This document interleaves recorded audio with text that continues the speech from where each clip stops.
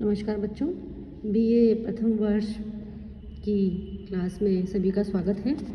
हम हितोपदेश का अध्ययन कर रहे थे। अभी तक हमने पढ़ा था कि जो राजा थे वो जब ये बात सुनते हैं कि मूर्ख पुत्र होने से तो निसंतान होना ही अच्छा है, तो उन्हें अपने पुत्रों की चिंता सताने लगती है और वो प्रयत्न करने लगते हैं कि किस प्रकार से उनके पुत्रों को विद्वान बनाया जा सकता है। इसके लिए वो एक सभा का आयोजन करते हैं और वहाँ पर कहते हैं कि क्या कोई विद्वान है जो कि मेरे बच्चों को नीति शास्त्र में प्रवीण कर सकता है। ऐसा वो उस सभा में घोषणा करते हैं। फिर वो कहते हैं कांचः कांचन संसर्गोदुद्धते मार्कतिम द्युतिम तथा सत्सन्निधानेन मूर्खो याति प्रवीणताम। तो वो कहते हैं कि जैसे कोई कांच होता है वो कांचन संसर्गात कि सोने की संगत से, सोने के साथ जब वो रहता है, सोने की संगत से सोने के साथ रहता है तो मरकत मणि के समान चमकने लग जाता है। द्युति यानी कांति को प्राप्त हो जाता है। तथा उसी प्रकार से सत्सन्निधान श्रेष्ठ व्यक्तियों के साथ रहने से मूर्ख व्यक्ति भी प्रवीणताम याति, प्रवीणता को प्राप्त कर लेते हैं। बच्चों, कहने का अभिप्राय ये है कि राजा सब विद्वानों की सभा बुलाते हैं और कहते हैं कि कौन है जो मेरे इन मूर्ख पुत्रों को अपने पास रख सकता है और उन्हें नीति की शिक्षा दे सकता है। विद्वानों की संगति से मूर्ख भी विद्या में प्रवीण हो जाते हैं। इसलिए श्रेष्ठ व्यक्तियों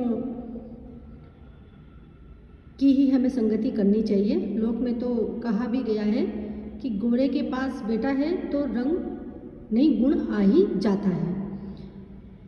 स्वर्ण के सानिध्य से कांच जो होता है वो मरकत मणि के समान कांति को प्राप्त कर लेता है। ऐसा माना गया है कि अगर किसी कांच के टुकड़े को बहुत समय तक सोने के साथ, स्वर्ण के साथ रखा जाए तो वो कांच का टुकड़ा मरकत मणि के समान कांति को, द्युति को प्राप्त कर लेता है। उसी प्रकार से यहाँ पर भी राजा कह रहे हैं कि मेरे ये पुत्र जो हैं ये मूर्ख हैं और कौन विद्वान व्यक्ति है जो इन्हें अपने साथ रख करके नीति परक शिक्षा देके इन्हें नीति में सिद्ध बना सकता है। आगे वो कहते हैं उक्तंच कहा गया है हीयते ही मतिस्तात हीनैः सह समागमात् समेश्च समतामेति वैशिष्ट्यश्च विशिष्टता। देखो, यहाँ पर वो बात कर रहे हैं कि जब कोई व्यक्ति हीयते ही मतिस्ताम हीने, हीन व्यक्ति के साथ हीन व्यक्ति के साथ रहता है तो व्यक्ति की जैसे संगति हो जाती है तो उसकी बुद्धि घट जाती है और समान व्यक्ति के साथ रहने से बुद्धि समान ही रहती है। किंतु यदि वो विद्वान व्यक्ति के साथ रहता है तो उनकी बुद्धि विशिष्टता को प्राप्त कर लेती है। हे तात ही, क्योंकि हीने सह समागमात, हीन के साथ रहने से, हीन का मतलब है तुच्छ व्यक्ति के साथ रहने से मति, बुद्धि जो है हीयते, हीनता को प्राप्त कर लेती है। समय समताम एति, और हम अगर किसी समान बुद्धि वाले व्यक्ति के साथ रहें तो बुद्धि समानता को प्राप्त कर लेती है। विशिष्टते विशिष्टताम, और विशिष्ट व्यक्ति के साथ अगर कोई रहता है तो उसकी बुद्धि विशिष्टता को प्राप्त कर लेती है। कहने का तात्पर्य, विद्वान व्यक्ति के साथ कोई रहता है तो उसकी बुद्धि भी विद्वत्ता को प्राप्त कर लेती है। विद्वानों के संपर्क में आने से, यहाँ पर संगति का फल बताया गया है इसीलिए यहाँ पर राजा चाहते हैं कि उनके जो मूर्ख पुत्र हैं किसी बुद्धिमान या विद्वान व्यक्ति के संपर्क में रहें और वो उन्हें नीति की शिक्षा दे, नीति संबंधी शिक्षा उन्हें दे और उन्हें जो है विद्वान बना दे, क्योंकि संगति की महत्ता को ही इसमें बताया गया है कि किस प्रकार से श्रेष्ठ संगति जो है व्यक्ति को श्रेष्ठ बना देती है और निकृष्ट संगति जो है व्यक्ति को निकृष्ट बना देती है। तो जब राजा ये सब बातें कह रहे थे, किस में कह रहे थे वो? एक उन्होंने विद्वानों की सभा बुलाई थी और विद्वानों की सभा में वो ये सब बातें कह रहे थे। तो अत्रांतरे जब वो कह रहे थे तो इसी बीच विष्णु शर्मा नामा महापंडित, कि विष्णु शर्मा नाम का एक महान पंडित सकल नीति शास्त्र तत्वज्ञों, सभी नीति शास्त्रों के तत्वों को जानने वाला बृहस्पति इव, बृहस्पति के समान अब्रवीत बोला।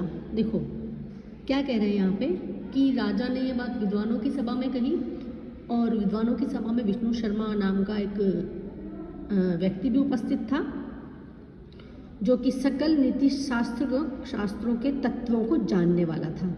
वो बृहस्पति भगवान के समान, मतलब बुद्धिमानी से युक्त बात वो बोला कि देव, हे देव, महाकुल संभुता एते राजपुत्रा, कि ये राजपुत्रा, जो राजपुत्र हैं, आपके जो पुत्र हैं, महाकुल संभुता, महान कुल में उत्पन्न हुए हैं, तन्मया नीति ग्राहितुम शक्यन्ते, तो मेरे द्वारा इनको नीति का ग्रहण कराया जा सकता है, यानी कि मैं इन्हें नीति की शिक्षा दे सकता हूँ। कि ये चाहे से अभी भटक गए हों, विष्णु शर्मा के कहने का अभिप्राय ये था कि ये आपके पुत्र चाहे से अभी भटक गए हों, लेकिन चूंकि ये एक महान कुल में उत्पन्न हुए हैं, आपके कुल में ये उत्पन्न हुए हैं, तो निश्चित रूप से ये बुद्धिमान हैं और इन्हें अगर सिखाया जाए तो ये सीख भी जाएंगे, तो मैं इन्हें नीति का ज्ञान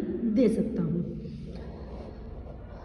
न द्रव्य निहिता काचित क्रिया फलवती भवेत, न व्यापार शतेनपि शुकवत पाठ्यते बकः। देखो अब आगे वो विष्णु शर्मा क्या कहते हैं कि हम अगर किसी अपात्र व्यक्ति को कोई ज्ञान देते हैं तो वो फायदे का साबित नहीं होता।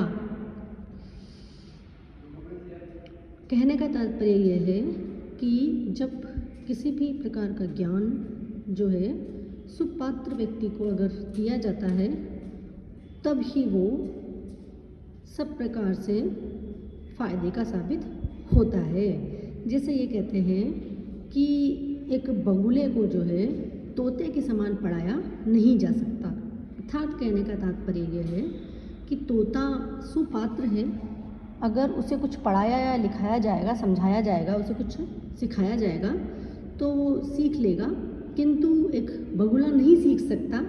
तो वही बात यहाँ पे कही है इन्होंने कि अद्रव्य निहिता, अद्रव्य का मतलब है गुणों से रहित, जिसके पास गुण वगैरह नहीं है, उनसे रहित व्यक्ति में निहिता की गई काचित क्रिया, कोई भी क्रिया फलवती न भवेत, फलवती नहीं होती, यानी कि फल को प्राप्त नहीं करती। अगर आप कोई अपात्र व्यक्ति के साथ कोई काम करते हैं तो वो आपका काम फल को प्राप्त नहीं करता। जैसे कि व्यापार शतेन अपि बकः शुक्यत न पठ्यते, कि जिस प्रकार से कि अनेक व्यापार करके, शतेन यानी सैकड़ों व्यापार, व्यापार से यहाँ मतलब है प्रयास, प्रयत्न, कोशिश, कि अनेक व्यापार करके, अनेक परिश्रम करके, अनेक कोशिशें करके भी बकः किसी बगुले को शुकवद एक तोते के समान न पठ्यते, पढ़ाया नहीं जा सकता। कहने का तात्पर्य यह है कि एक बगुला जो है वो तोते के समान उसको पढ़ाया नहीं जा सकता। उसी प्रकार से जो वास्तविक पात्र है शिक्षा का उसी को शिक्षा देना सही है, जो वास्तविक पात्र नहीं है उसको शिक्षा देना सही नहीं है। और चूँकि ये आपके पुत्र हैं, ये राजपुत्र हैं, इतने बड़े अच्छे कुल में उत्पन्न हुए हैं, तो इनको दी गई शिक्षा व्यर्थ नहीं जाएगी। इस प्रकार से विष्णु शर्मा वहाँ पर कह के उनको पढ़ाने के लिए वो तैयार हो जाते हैं।